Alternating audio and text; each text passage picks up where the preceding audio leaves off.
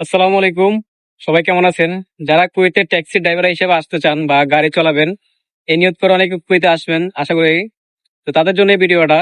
যারা কুয়েতে ড্রাইভিং বিষয়ে আসতে চান যে আপনার দেশে গিয়ে আপনি ট্যাক্সি চালাবেন, তাদের জন্য এই ভিডিওটা। কারণ ট্যাক্সি কেমন কুয়েতের সেটা আজকে আপনাদের দেখাতে চলেছি এই ভিডিওতে।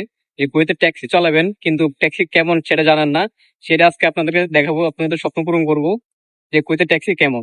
আমার পিছে দেখতে পাচ্ছেন কুয়েতের ট্যাক্সি। আমি আপনাদেরকে দেখাই। এই যে এটা হলো কুয়েতের ট্যাক্সি। এই উপরে আপনার ট্যাক্সি লেখা থাকবে। তারপরে এইগুলা কিন্তু আপনার ট্যাক্সি যখন নতুন নতুন কিনে, তারা কিন্তু এমন কালার দুই রকম কালার থাকে না। কালার থাকে হোয়াইট, অনলি হোয়াইট থাকে। যেমন এই যে আমার পিছনে আরেকটা গাড়ি আছে, দেখেন, অনলি হোয়াইট থাকে। কিন্তু ট্যাক্সি কিন্তু কোম্পানি হয়, এটা আপনারা জানেন আশা করি।